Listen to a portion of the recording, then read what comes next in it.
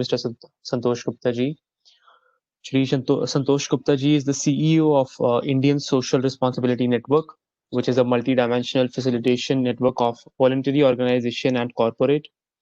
He is also a member of Expert Appraisal Committee, Non-Coal Mining, Ministry of Environment, Forest and Climate Change, and member of State-Level Vigilance and Monitoring Committee for the state of Uttar Pradesh. He has an enriching experience of more than 20 years in the social development sector. He has worked with the Ministry of Home Affairs. He has extensive experience in disaster management, as he has worked with UNDP in disaster risk management program, and further continued the program with Delhi Disaster Management Authority. Sir, may I please request you to kindly begin with the session?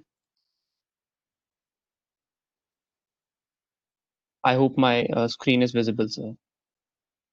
Yes,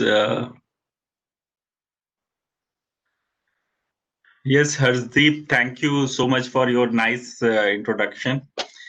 I would like to thanks also Dr. Nitish Purohit ji, who has inviting me in a wonderful program, orientation camp in 2020. So I would also like to welcome all freshers of Triple IT Allahabad Prayagraj. सुन के बहुत अच्छा लगता है. मैं आपको बताना चाहूंगा, जो हर्षदीप ने मेरे एक परिचय में एक बात छोड़ दी कि मैं खुद प्रयाग से हूं और मेरा जो होम टाउन है वो प्रयाग ही है, झूसी में मेरा घर है और मैं इलाहाबाद विश्वविद्यालय से ही मेरी पढ़ाई हुई है. ग्रेजुएशन, पोस्ट ग्रेजुएशन मैंने वहीं से किया और उसके बाद मैं अपनी प्रोफेशनल और जो ये सोशल लाइफ है उसमें मैं इंटरवीन किया. So once again thank you to all. Specially मैं ट्रिपल आईटी की जो फैकल्टी है, नीतीश जी एंड आपके जो अदर फैकल्टी मेंबर्स हैं, उन सबको भी बहुत धन्यवाद देना चाहूंगा कि आपने एक नई शुरुआत की है. एक अच्छा ओरिएंटेशन तो हर एक यूनिवर्सिटीज एंड हर एक इंस्टीट्यूशंस में होते हैं जब भी कोई नया फ्रेश बैच आता है, लेकिन ये जो ओरिएंटेशन है वो एक नया तरीके की एक नई परंपरा है.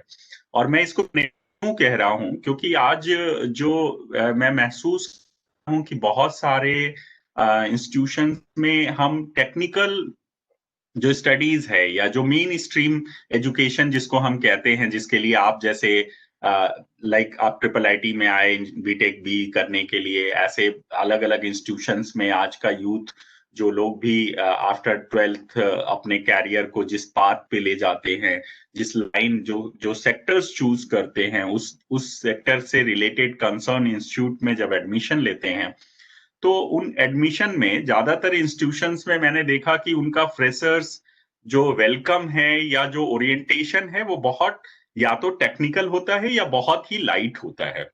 और वहां पर सिर्फ एक दूसरे को समझने की प्रोसेस होती है. बहुत ज्यादा जो डाइवर्सिफाइड या इंटीग्रेटेड डेवलपमेंट की जो बात हम सोचते हैं वो शायद कहीं मिसिंग होती है.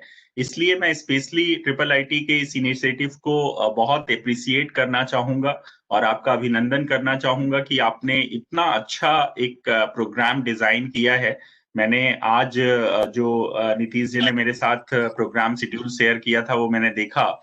मैं सारे स्पीकर्स को तो नहीं सुन पाया, बट अभी मैंने लास्ट स्पीकर जो थे उनको मैंने सुना, और इससे पहले जयंत सहस्रबुद्धे जी आपके बीच में आए, जादव जी आपके बीच में आए, ऐसे और भी अच्छे स्पीकर्स, नॉलेजेबल, एक्सपीरियंस्ड जो पर्सनालिटीज हैं वो आपके बीच में आई.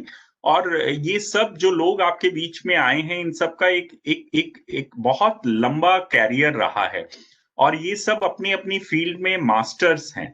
मतलब इन्होंने, हो सकता है इनमें से काफी लोगों ने पीएचडी ना की हो, डॉक्टरेट ना लिया हो, और लेकिन इनका डॉक्टरेट अपने आप में जो ये काम कर रहे हैं उसके ये एक्सपर्ट्स हैं. और ऐसे लोगों के साथ इंटरेक्ट करना अपने आप में एक बहुत बड़ी बात है. हम लोगों के समय में, मैं बताऊं, मैं जब आप लोगों की एज में था और जब मैंने ग्रेजुएशन में एडमिशन लिया तो इलाहाबाद यूनिवर्सिटी में हमें कोई मेंटर नहीं मिला, हमें कोई गाइड करने वाला नहीं मिला. हमारी क्लासेस होती थी, जो सब्जेक्ट्स थे हम अपनी क्लासेस में जाते थे, क्लास अटेंड करते थे और फिर निकल जाते थे।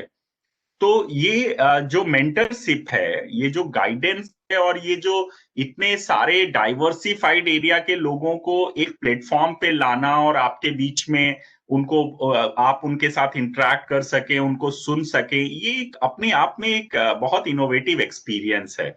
और ये लाइफ में मैं आपको बताऊं यही काम आता है। हम लोग जैसे मैं काफी कम्युनिकेशंस की भी ट्रेनिंग प्रोग्राम्स करता हूं, तो मैं जनरली देखता हूं कि वहां पर बहुत सारे बच्चे, या आज का आप सक्सेस रेट अगर देखिए, जो स्टूडेंट्स के, जो आप प्रोफेशनल लाइफ में जो लोगों को आप सक्सेसफुली आप जिनको मानते हो या देखते हो, चाहे वो किसी भी फील्ड में हो, आर्ट में, साइंस में, लिटरेचर्स में, किसी भी फील्ड में आप देखेंगे तो जो सक्सेस लोग हैं वो उनकी उनके सक्सेस, बिहाइंड देयर सक्सेस, जो जो राज है या जो जो यूएसपी है, वो इसलिए है, वो है, वो इसलिए नहीं सक्सेस हैं क्योंकि उन्होंने एक अच्छी पढ़ाई की है। जैसे मैं आपके सेक्टर की अगर बात करूं तो आज गूगल में, माइक्रोसॉफ्ट में बहुत सारे आपके इंस्टीट्यूट से निकले, और आप और भी जो ट्रिपल आईटीज या आईआईटीज हैं वहां से निकले बहुत सारे सॉफ्टवेयर इंजीनियर बनते हैं, हर साल बनते हैं। और वो हर साल अच्छी अच्छी उनको बहुत सारी अच्छी जॉब मिलती है, उनको बहुत अच्छे पैकेज मिलते हैं, बहुत बड़ी पोजीशंस तक वो पहुंचते हैं। लेकिन आपको लगता है कि क्या हर कोई सुंदर पिचई या हर कोई नडेला बनता है, बन पाता है? नहीं।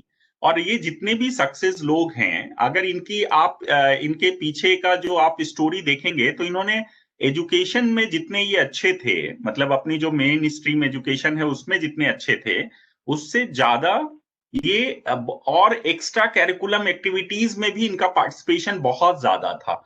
और ये लोगों ने आउट ऑफ बॉक्स जाके सोचा, out of course, out of syllabus जाके चीजें की, और उस कारण से ये आज उस स्ट्रीम पे पहुंच पाए हैं। तो जो जो एक स्टडी भी कहती है, आपको मैं रेफर करना चाहूंगा, कि सिर्फ 30% जो है ना आपको अपने काम से आपकी समझ बनती है, और जो 70% है वो आपको आपके कम्युनिकेशन, आपका कॉन्फिडेंस, आपकी सोशल लाइफ और एक्सपीरियंस, आपका इनोवेशन, टीम वर्क, ये सब मिलकर आपके कैरियर के ग्राफ को बनाता है और ऊपर ले जाता है। तो ये जो रिसर्च है वो यही कहती है कि 85% जो लोग सक्सेस हैं, चाहे वो फिनेंशियली सक्सेस हो या बाय नेम सक्सेस हो या बाय फेम सक्सेस हो, वो सब का जो ह्यूमन इंजीनियरिंग स्किल है, वो ह्यूमन इंजीनियरिंग स्किल जो है वो उसके पर्सनालिटी डेवलपमेंट पे, कम्युनिकेशन पे, उसकी कैपेसिटी पे, उसकी लीडरशिप क्वालिटी पे डिपेंड करती है। इसीलिए सिर्फ 15% लोग ही है जो अपने अपने डोमेन, जो उनका टेक्निकल जो फील्ड है, जो डोमेन है, सिर्फ उससे वो सफलता पाते हैं। बाकी 85% लोग अपने पर्सनल टैलेंट और बाकी सब जो इंपॉर्टेंट एस्पेक्ट्स हैं पर्सनालिटी के डेवलपमेंट के, उसके थ्रू वो पाते हैं। तो इसलिए दोस्तों बहुत ये समझना जरूरी है कि इस तरह के प्रोग्राम का इंपॉर्टेंस क्या है, और ये प्रोग्राम आपको कहाँ आगे ले जाएगा, कैसे आपको आपके फ्यूचर को आपके टेक्निकल सब्जेक्ट के साथ आपको और बेटर शेप देगा। ये इसका आपको आज नहीं लेकिन आने वाले कुछ सालों में आपको जरूर रियलाइजेशन होगा।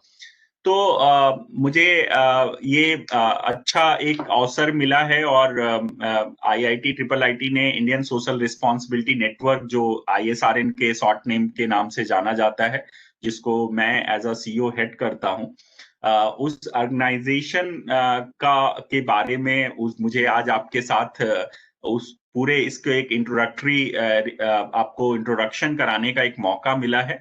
इसके लिए मैं ट्रिपल आईटी को फिर से धन्यवाद दूंगा, और आपके सामने ISRN क्या, रिस्पॉन्सिबिलिटी नेटवर्क क्या है, इसका हिंदी में भी नाम है भारतीय सामाजिक दायित्व संघ।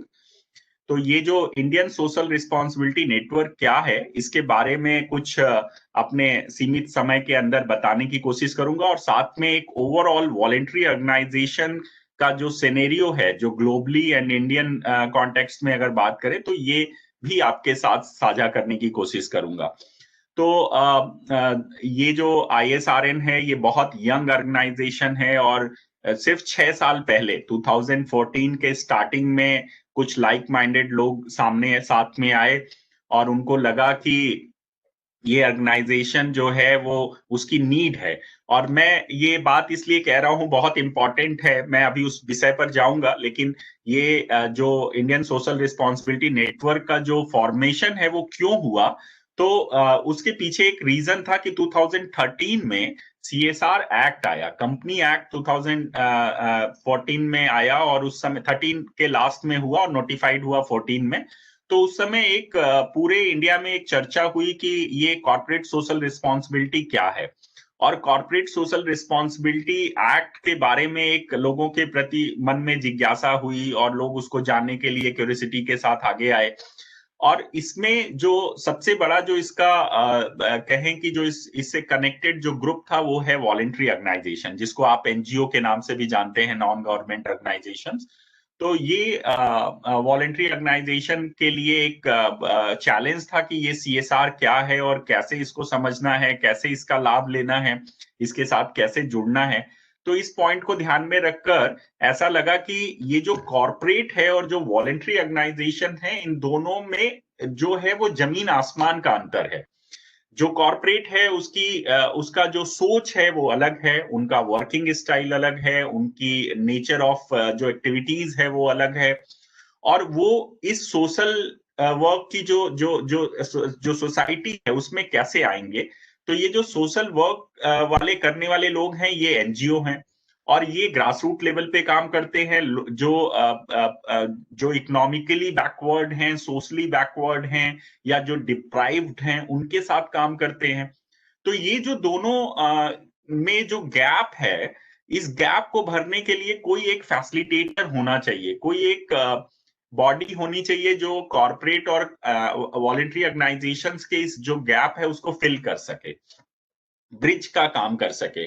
तो ये जो ब्रिजिंग का काम है उसको लेकर ये एक ऐसी देश भर में चर्चा हुई, नंबर ऑफ राउंड्स डिस्कशंस हुए, बहुत सारे वॉलंटरी ऑर्गेनाइजेशंस के साथ हम लोग बैठे, अलग अलग राज्यों में बातें हुई, और फिर मुंबई में करीब 150 से ज्यादा ऑर्गेनाइजेशन पूरे देश से आई, और जुलाई में हम लोगों ने इसको एक नेशनल कॉन्फ्रेंस किया, उसमें इस पे चर्चा की, और वहां पे ये थॉट जनरेट हुआ कि अब वॉलंटरी ऑर्गेनाइजेशंस का एक नेटवर्क बनना चाहिए, और ये नेटवर्क जो है वो कॉर्पोरेट सोशल रिस्पॉन्सिबिलिटी के बीच में जो गैप है उसको फिल करने का काम करे, वॉलंटरी ऑर्गेनाइजेशंस की कैपेसिटी बिल्ड करने का काम करे। साथ में बहुत सारे सोशल इश्यूज हैं जिन पर रिसर्च नहीं होती है, तो रिसर्च एंड डेवलपमेंट का काम हो, और कुछ वॉलंटरी सेक्टर्स में सेल्फ सस्टेनेबिलिटी के पॉइंट ऑफ व्यू से कुछ मॉडल प्रोजेक्ट क्रिएट करे।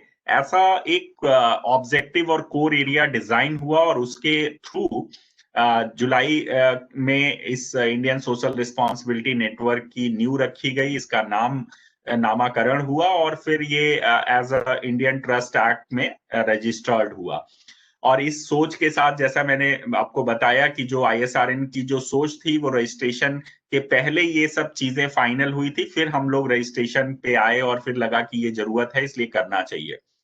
तो ये इस विजन के साथ हुआ कि like effective channelization of efforts like skill resources, outreach of the corporate, voluntary organization and the government, ये जो 4 पिलर हैं सोसाइटी के, जो कहते हैं ना डेवलपमेंट के 4 पिलर है, इन 4 पिलर्स को एक साथ लाना, एक प्लेटफॉर्म पे लाना, जिससे कि एक सस्टेनेबल डेवलपमेंट की तरफ ले जाया जा सके। और इस मिशन के साथ इंडियन सोशल रिस्पॉन्सिबिलिटी की शुरुआत हुई, और धीरे धीरे आज 6 साल हो गए, और इन 6 सालों में हम लोगों ने बहुत सारी एक्टिविटीज किए हैं, मैं उस पे आऊंगा, लेकिन उससे पहले आपको थोड़ा बताना चाहूंगा कि जो ये NGO सेक्टर है, हो सकता है आपको आपके ये टेक्निकल जो कोर्स है उसमें आपको NGO और वॉलंटरी ऑर्गेनाइजेशंस के बारे में कोर्स में ना डिजाइन हो, इसलिए आपको जानना ये बहुत जरूरी है, क्योंकि अगर आपको कहीं पे भी सोसाइटी के लिए अगर कुछ करना है तो ये एक बेस्ट टूल्स हो सकता है। और इंडिया में, भारत में अगर बात करें तो भारत में जो सेवा का काम है, जो सेवा साधना जो बोला जाता है, वो ये हमारे ब्लड में है सब। मतलब ये सालों पहले, मतलब आप हिस्ट्री में देखिए तो पहले बड़े, मतलब कहते हैं ना, जो एक मैनेजमेंट में मैस्लो थ्योरी है, जो लोग जिन्होंने मैनेजमेंट पढ़ा है उनको मालूम होगा। और उस मैस्लो थ्योरी में कहते हैं कि आदमी की जो नीड है वो बेसिक एमिनिटीज से स्टार्ट होती है और धीरे धीरे अपग्रेड होती है। तो जैसे कहते हैं ना लेमैन लैंग्वेज में, रोटी, कपड़ा और मकान। तो सबसे पहले उसमें रोटी का स्थान इसीलिए दिया गया है क्योंकि सबसे ज्यादा जरूरी है आदमी को सरवाइव करने के लिए, उसको उसकी रोटी, खाना पीना, उसका और फिर कपड़ा जो तन ढकने के लिए, उसको सम्मान के लिए, उसकी चीजें पूरी करने के लिए। तो ये जो कहावत है वो पूरी एक मैनेजमेंट की थ्योरी है। और इसीलिए इस थ्योरी में जब ये सब हो जाता है, रोटी, कपड़ा, मकान मिल जाता है, तो क्या होता है, फिर सेल्फ स्टीम आपको आगे ले जाता है और आपको लगता है कि अब मेरी जरूरतें पूरी हो गई हैं, तो मुझे सोसाइटी को कुछ कंट्रीब्यूट करना चाहिए, लोगों के लिए कुछ करना चाहिए।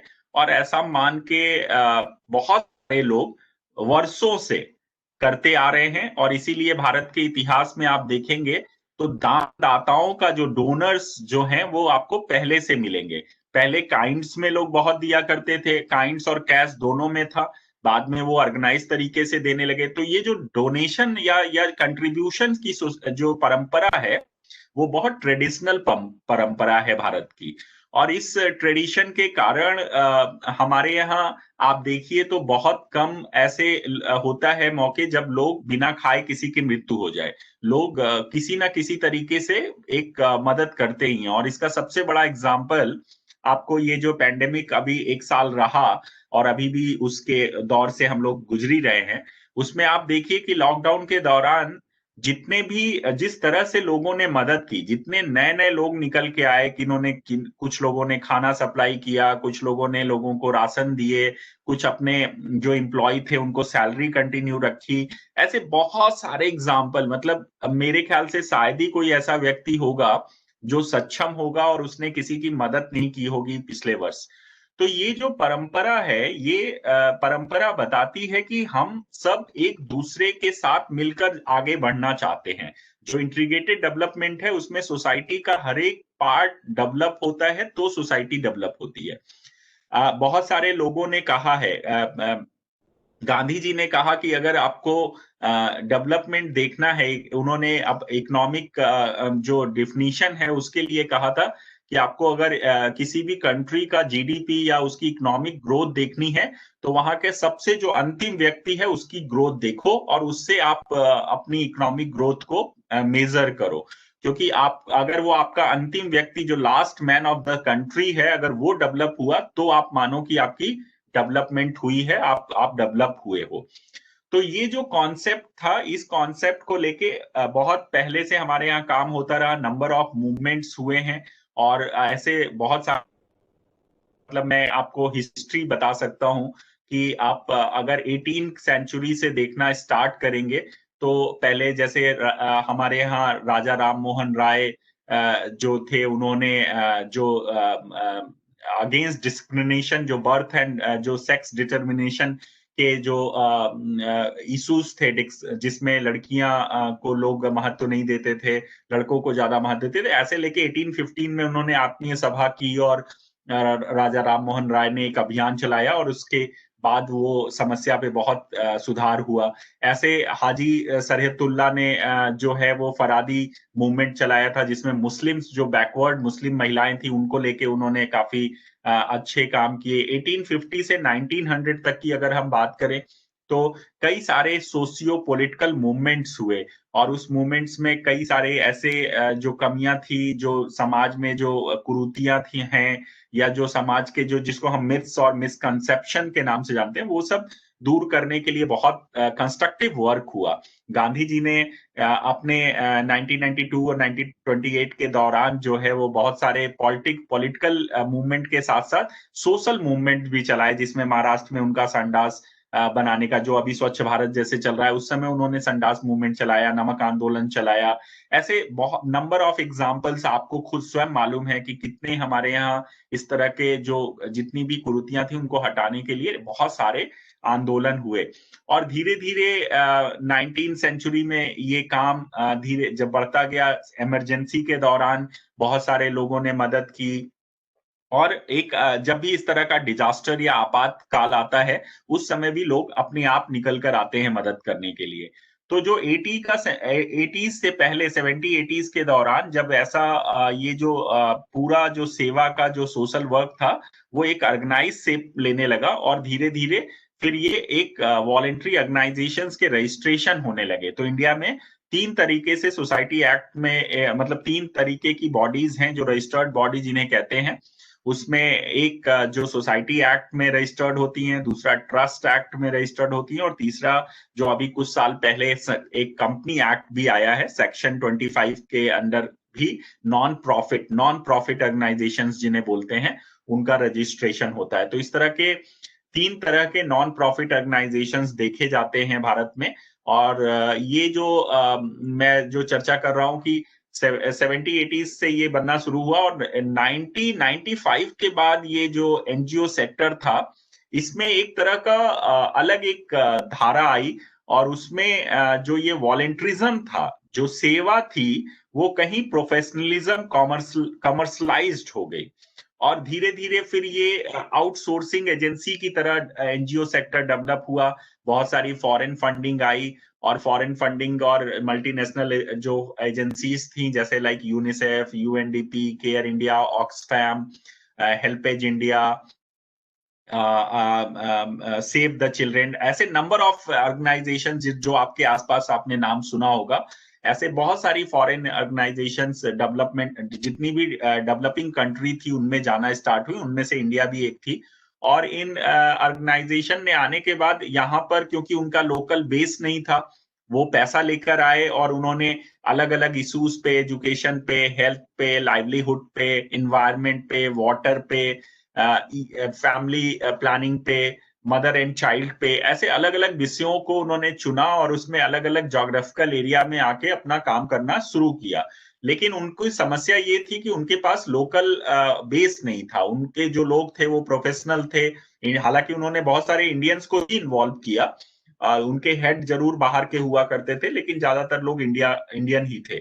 तो ये जो हुआ और उसमें जो लोकल ऑर्गेनाइजेशन का जब पार्टिसिपेशन होना स्टार्ट हुआ तो फिर ये सेक्टर जो है वो कमर्शलाइज हो गया। फिर क्या हुआ कि प्रोजेक्ट बनने लगे और प्रोजेक्ट बेस्ड फिर फंडिंग होने लगी और उससे क्या हुआ कि जो सेवा जो निस्वार्थ सेवा थी, जो विदाउट पैसे से लोग काम करते थे, वॉलेंट्रिज्म जो था वो एक कॉमर्शलाइज तरीके से प्रोफेशनल शेप ले लिया और फिर प्रोजेक्ट बेस्ड काम होने लगे और प्रोजेक्ट के लोग प्रपोजल बनाते और ऑर्गेनाइजेशन, मल्टी ऑर्गेनाइजेशंस उनको फंड करती हैं। आज भी यही हो रहा है, अभी भी ये करंट ट्रेंड चल रहा है। तो 95 से लेके 2005 तक एक ऐसा दौर आया जब एनजीओ सेक्टर फ्लडिंग हुई और आपको जानकर ये बड़ा सरप्राइज होगा कि इंडिया में करीब 34 लाख एनजीओज हैं, रजिस्टर्ड एनजीओ हैं 34 लाख, जो इन 3 नॉन प्रॉफिट कैटेगरीज में रजिस्टर्ड हैं जो मैंने अभी थोड़ी देर पहले बताया। तो ये जो ऑर्गेनाइजेशन जब रजिस्टर्ड हुई और उसके बाद इन लोगों का ना कोई मिशन था ना विजन था, बहुत सारी फेक ऑर्गेनाइजेशंस बनी और सब पैसा लेने, प्रोजेक्ट लेने के लिए इन लोगों ने काम करना स्टार्ट किया। उससे क्या हुआ कि ये वॉलंटियर सेक्टर बहुत बदनाम हो गया। आज आप किसी के सामने आप अगर बोलिए कि मैं एनजीओ में काम करता हूं तो थोड़ा एक बार आदमी डाउटफुल निगाह से आपको देखेगा, उसको लगेगा कि यार ये तो आदमी ठीक नहीं होगा, एनजीओ में काम करता है मतलब ये जरूर पैसा कमा रहा है या कुछ गड़बड़ कर रहा है। तो ये जो माइंडसेट डेवलप हुआ, ये पूरे वॉलंटरी सेक्टर को इसने डैमेज किया और ये कॉमर्शलाइजेशन की वजह से जो अच्छी ऑर्गेनाइजेशंस थी, जो आज भी मिशन शेप में काम कर रही हैं, मिशन के रूप में काम कर रही हैं, मतलब उनका विजन और उनके ऑब्जेक्टिव्स क्लियर हैं, वो फंड पे डिपेंडेंट नहीं है। मैं बहुत सारे नंबर ऑफ ऑर्गेनाइजेशंस को जानता हूं जो विदाउट एनी ऑर्गेनाइज्ड फंड काम कर रही हैं। तो ये इस तरह के जो काम थे वो खराब हुए और जब सीएसआर जब आया, कॉर्पोरेट सोशल रिस्पांसिबिलिटी, तो और सारी चीजें बढ़ गई और इस तरह के जो ऑर्गेनाइजेशंस थे उनके लिए एक और अपॉर्चुनिटी बन गई। लेकिन जो एक्चुअल में ऑर्गेनाइजेशंस थी उनके लिए चैलेंज था इस तरह के कॉर्पोरेट सोशल रिस्पांसिबिलिटी फंड को लेना। तो ये सबको ध्यान में रखकर आगे सारेन का जब गठन होने के बाद फिर हम लोगों ने काम शुरू किया और अपने काम करने की दिशा में हमने 3 सेक्टर्स में काम किया। Please can you change slide, next slide please. Okay, तो ये जो है, ये 3 सेक्टर है ISRN के जो कोर थीमेटिक एरिया हैं। पहला हमने जैसे बताया कि हम लोग कैपेसिटी बिल्डिंग में काम करते हैं, जिसमें बहुत सारी वॉलंटरी ऑर्गेनाइजेशन और कॉर्पोरेट्स की कैपेसिटी बिल्ड करते हैं। साथ में रिसर्च एंड डेवलपमेंट है, जिसमें हम कुछ अलग-अलग विषयों पे रिसर्च करते हैं और सरकार को पॉलिसी लेवल पे इनपुट्स देते हैं। साथ में सोसाइटीज़ को भी अवेयर करने का काम करते हैं, और एक थर्ड हमारा वर्टिकल है, जिसमें हम मॉडल प्रोजेक्ट इम्प्लीमेंटेशन में काम करते हैं। और ये कुछ हमने मॉडल प्रोजेक्ट बनाए हैं जो मैं आपको आगे बताऊंगा। Next slide please. ISRN as a network organization, जब हमने 2014-15 में शुरू किया था तो हमारे साथ 100 के आसपास ऑर्गेनाइजेशन जुड़ी थी। और मुझे बहुत हर्ष हो रहा है बताते हुए कि आज हम लोग 2021 में हैं, और अभी ISRN Indian social responsibility network के साथ more than 800 voluntary organization associated हैं, और उनमें से करीब 220 ऑर्गेनाइजेशन फॉर्मल तरीके से हमारे साथ जुड़ी हुई हैं। और ये सभी ऑर्गेनाइजेशन पूरे हमारा जो नेटवर्क है वो 21 राज्यों में है, और यूनियन टेरिटरीज में भी हमारे काफी ऑर्गेनाइजेशंस हैं जो हमारे साथ काम कर रही हैं। और ये सब ऑर्गेनाइजेशन कॉर्पोरेट सोशल रिस्पॉन्सिबिलिटी का जो शेड्यूल 7 या जो सस्टेनेबल डेवलपमेंट गोल है, उन सब के को पाने के लिए, अचीव करने के लिए और अच्छे काम करने के लिए लोगों के साथ काम कर रही है। Next please. दूसरा, जैसे मैंने कहा कि हमारा जो पहला कंपोनेंट ट्रेनिंग का है, तो ट्रेनिंग एंड में हमने वॉलंटरी ऑर्गेनाइजेशंस की नंबर ऑफ ट्रेनिंग्स हम लोगों ने प्रोग्राम किए हैं, और अभी तक 4000 से ज्यादा वॉलंटरी ऑर्गेनाइजेशन के रिप्रेजेंटेटिव को, ऑफिशियल्स को ट्रेंड किया है इन डिफरेंट सब्जेक्ट में, like proposal writing, record management, finance management, organization development, and different technical issues like education, how to read, how to educate your society.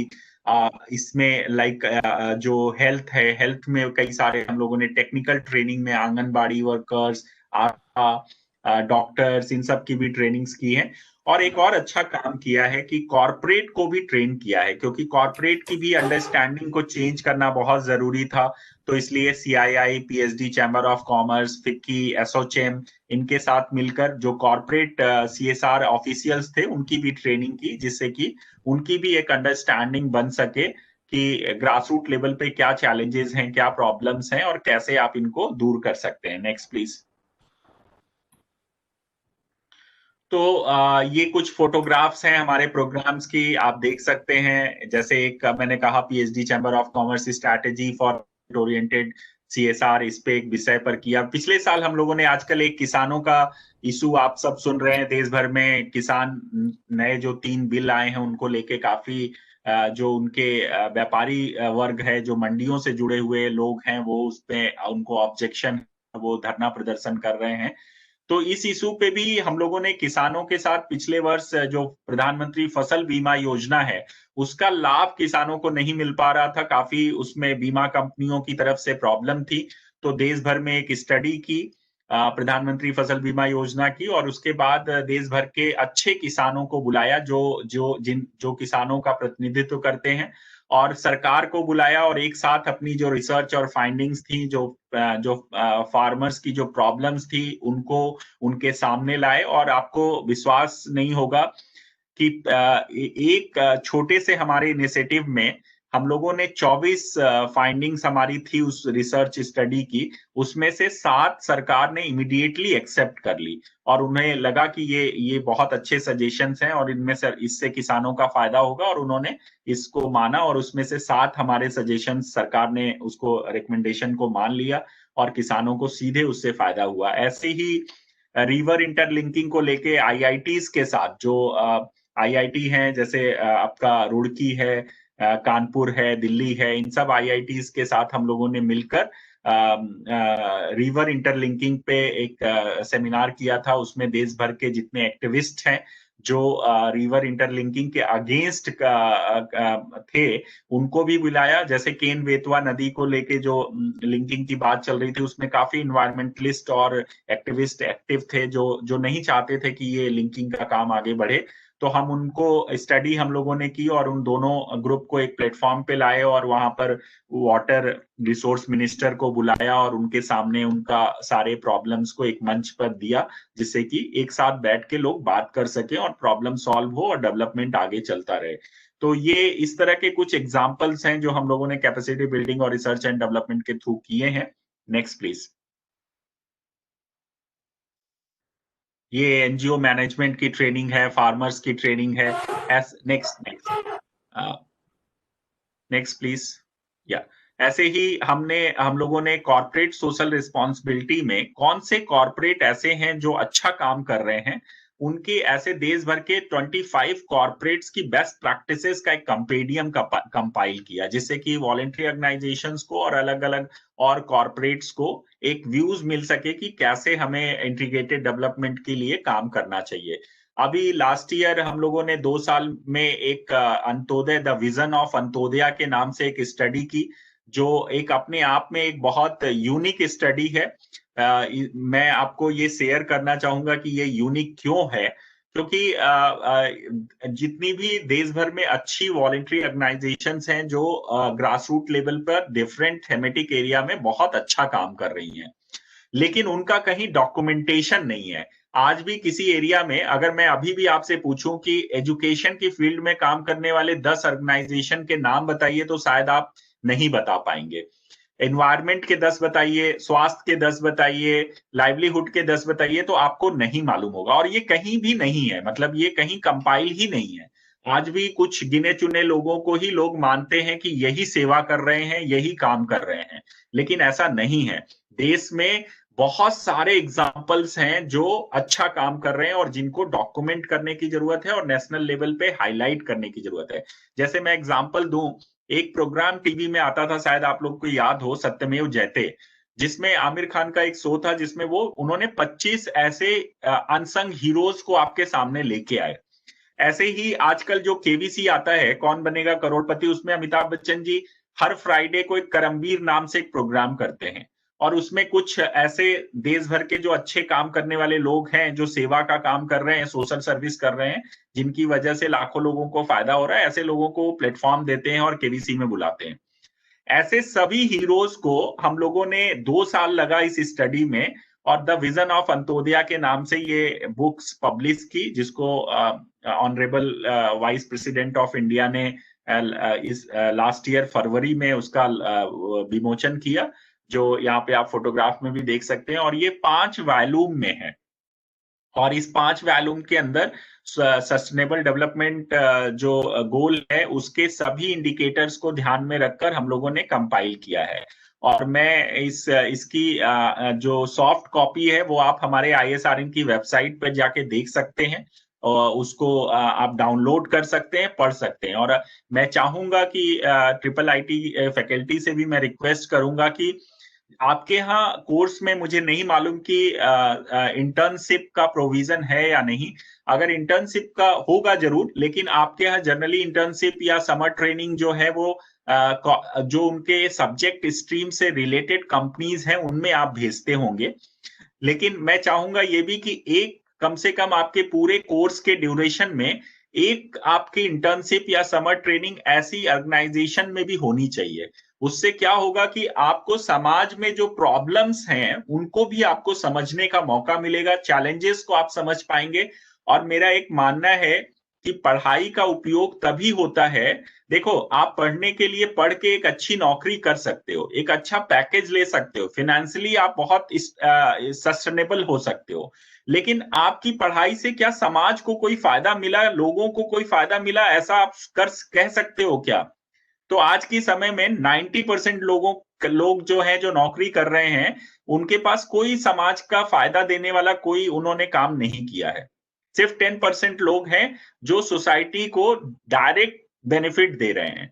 तो मेरा ये मानना है, क्योंकि आप इस एक बहुत रिप्यूटेड इंस्टीट्यूट में हो और आप सबको मौका मिला है इतने बड़े अच्छे इंस्टीट्यूट में आने का, पढ़ने का, तो मेरा कहना है कि आप अपनी पढ़ाई को ध्यान रखते हुए आप समाज में जो प्रॉब्लम है, जो चैलेंजेस हैं, उनको भी आप मैप करिए, देखिए और अपनी पढ़ाई से रिलेटेड ऐसा देखिए कि कौन सी ऐसे 1 या 2 प्रॉब्लम है जिनको आप अपने पढ़ाई के दौरान दूर करना चाहोगे।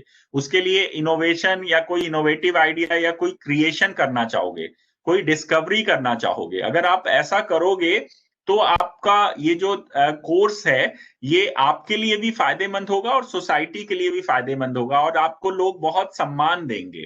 तो इस तरह के इंस्टीट्यूशन में अगर आप अपने एक पूरे कोर्स के दौरान अगर आप 1 हफ्ते के लिए, 1 महीने के लिए अगर आप जाएँ और वहाँ रह के उसके काम सीखें और उसमें अपनी जो आपकी है, जो आप में क्षमता है उसको यूज़ करते हुए उस ऑर्गेनाइजेशन को या उस सोसाइटी में अगर आप कुछ बिल्ड कर पाएँगे, तो बहुत अच्छा होगा और उससे आपको भी एक नया विज़न मिलेगा और एक नया एंगल मिलेगा समाज को देखने का।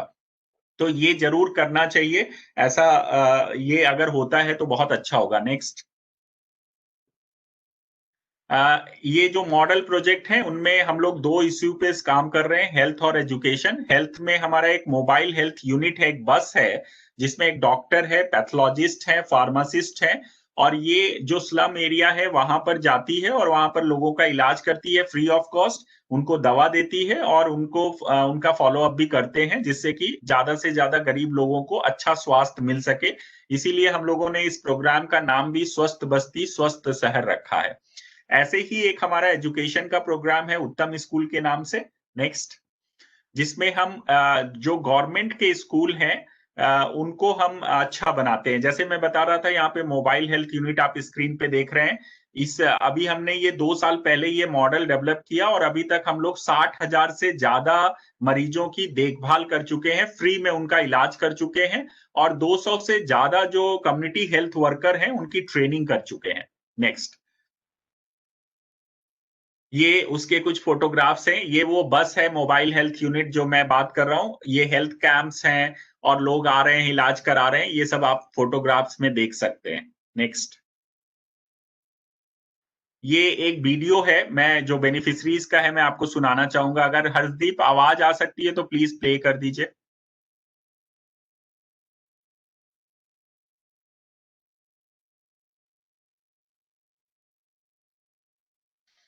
सर आवाज आ रही है इस वीडियो की? नहीं, आवाज सुनने में नहीं आ रही है।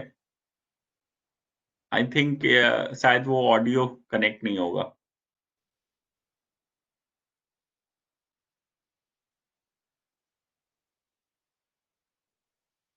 ठीक है, छोड़ दीजिए, नहीं हो रहा है तो। तो ये एक मैं बताता हूँ, ये एक बेनिफिशरीज है जो हमारे मोबाइल हेल्थ यूनिट से जिसको बेनिफिट मिला है, वो अपने स्टोरी बता रही है। इसकी स्टोरी ये है कि ये गांव उस एरिया स्लम में रहती थी जहां कोई हॉस्पिटल नहीं है। काफी दिन से बीमार थी लेकिन नहीं जा रही थी दिखाने, क्योंकि इसके पास पैसे नहीं थे और जाने का कोई इसको मोटिवेशन भी नहीं था। कोई कहता भी नहीं था कि तुम जाओ इलाज कराओ। और जब वहां पर हमारी वैन ये बस गई मोबाइल हेल्थ यूनिट और ये आई वहां पे दिखाने, तो इसका इलाज हुआ और ये कई महीनों के इलाज के बाद ठीक हो गई। तो ऐसे बहुत सारे लोग हैं जिनको बहुत अच्छा फायदा मिला और वो आज बहुत खुश हैं। नेक्स्ट। Next slide please. ये वो उत्तम स्कूल है जिसकी मैं बात कर रहा था। अभी तक हम लोगों ने 43 उत्तम स्कूल बनाए हैं। उत्तम school means model school. Model school मतलब जहां पर बच्चों की स्ट्रेंथ अच्छी है लेकिन टीचर की संख्या भी अच्छी है, लेकिन बिल्डिंग नहीं है, इंफ्रास्ट्रक्चर नहीं है। तो हम लोगों ने ऐसे स्कूल्स को अडॉप्ट किया और ये 4 राज्यों में अभी तक हम कर चुके हैं: उत्तर प्रदेश, मध्य प्रदेश, उत्तराखंड, हरियाणा और दिल्ली। और आपको एक अच्छी बात और बताना चाहेंगे कि एशिया की पहली जो डिजिटल कॉन्स्टेंसी है, एक नीमच डिस्ट्रिक्ट है मध्य प्रदेश का, वहां पर एक कॉन्स्टेंसी है जावद। वो जावद कॉन्स्टेंसी के 33 गवर्नमेंट स्कूल्स को 100% डिजिटल स्कूल में हम लोगों ने कन्वर्ट किया है। ये एक बड़ा अचीवमेंट है जो जिसको एचआरडी मिनिस्टर ने खुद जाके इनॉर्गेट किया था और 1 साल के समय में ये हम लोगों ने काम किया, बहुत कम समय में। और अभी तक हमारे इस इनिशिएटिव के थ्रू करीब 12,000 मोर देन 12,000 बच्चों को लाभ मिल रहा है और 500 से ज्यादा टीचर्स को हम ट्रेन कर चुके हैं। आप नेक्स्ट स्लाइड प्लीज। आप इस नेक्स्ट स्लाइड में फोटोग्राफ्स में देख सकते हैं कि उत्तम स्कूल कैसा है दिखने में, तो हमारे उस सारे स्कूल्स में क्लासरूम में स्मार्ट क्लास लगाते हैं, सोलर पावर प्लांट लगता है, आरओ वाटर प्लांट लगता है, डिजिटल लाइब्रेरीज बनाते हैं, अच्छा किचन बनाते हैं, स्पोर्ट्स ग्राउंड बनाते हैं। ये सारी सुविधा हम देते हैं जिससे कि बच्चों को, उन गरीब बच्चों को भी वो फैसिलिटी मिल सके जो प्राइवेट स्कूल के बच्चों को मिलती है। क्यों? क्योंकि वो इकोनॉमिकली वीक हैं, लेकिन उनमें भी वही माइंडसेट है जो अच्छे घर के बच्चों में है। तो अच्छे घर मीन्स जो अच्छे घर के तो वो भी हैं, मतलब इकोनॉमिकली जो अच्छे हैं उनके उनके बच्चों को भी। तो इस तरह का काम हम उत्तम स्कूल के थ्रू करते हैं। Next please, next slide please.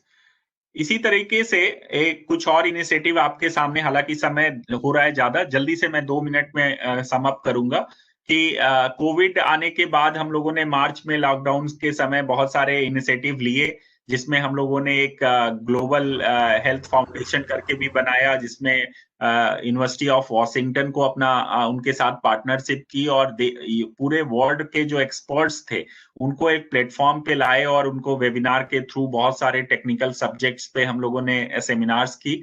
Direct interventions किए, इनडायरेक्ट इंटरवेंशंस कई सारे हुए, जिसमें मास्क डिस्ट्रीब्यूशन है, 4 लाख से ज्यादा मास्क और सैनिटाइजर्स बांटे गए, एसेंशियल किट डिस्ट्रीब्यूशंस हुए, और साथ में हम लोगों ने एक वॉलंटियर रिजर्व फोर्स बनाई, जिसमें नेक्स्ट स्लाइड प्लीज।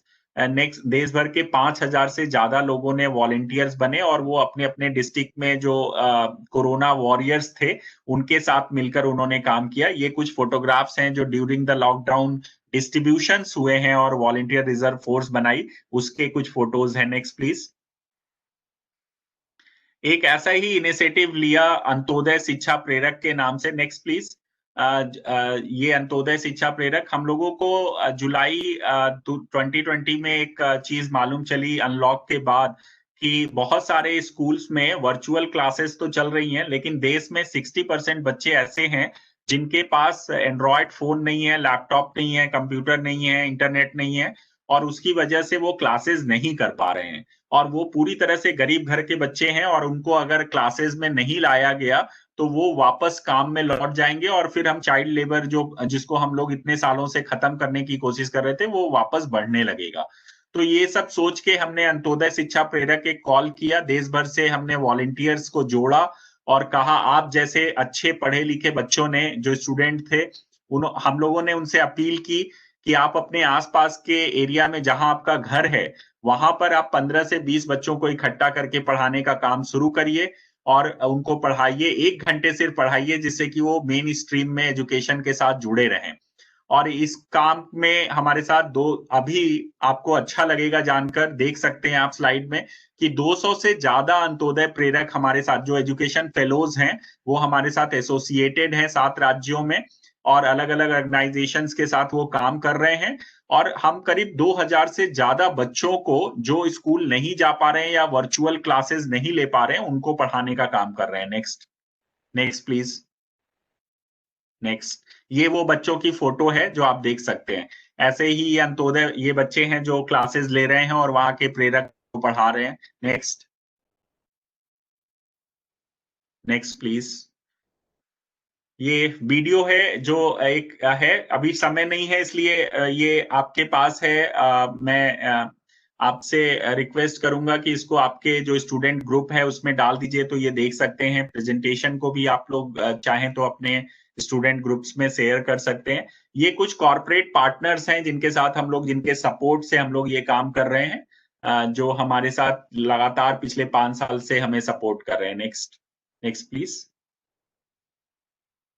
तो इतने कम समय में इतनी ही बातें हो सकती थी, और मुझे उम्मीद है कि मैंने जो Indian social responsibility network ISRN के बारे में, उसकी जर्नी के बारे में, उसके काम के बारे में आपसे जो शेयर, होपफुली आपको अच्छा लगा होगा। और मेरी पूरी उम्मीद है कि आप सब मिलकर अपनी पढ़ाई के साथ साथ अपने आसपास की सोसाइटी को भी आगे ले जाने का काम करेंगे।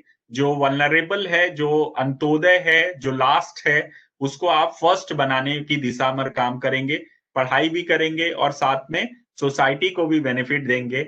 इस उम्मीद के साथ मैं आप सभी को ढेर सारी शुभकामनाएं देता हूं। Best of luck. आपके पूरे आपने एक अच्छे इंस्टीट्यूट में दाखिला लिया है और मुझे पूरी उम्मीद है कि आप सब बहुत अच्छी तरीके से अपना कोर्स पूरा करेंगे और अच्छे मार्क्स तो लाएंगे ही, साथ में बहुत अच्छे काम करेंगे और आने वाले समय में अपने देश का, अपनी कंट्री का नाम रोशन करेंगे। आप सबने मुझे सुना, इतना समय दिया, ट्रिपल आईटी को विशेषकर मैं धन्यवाद दूंगा और आप सबको भी बहुत बहुत धन्यवाद और आपका आभार। Thank you so much. Thank you.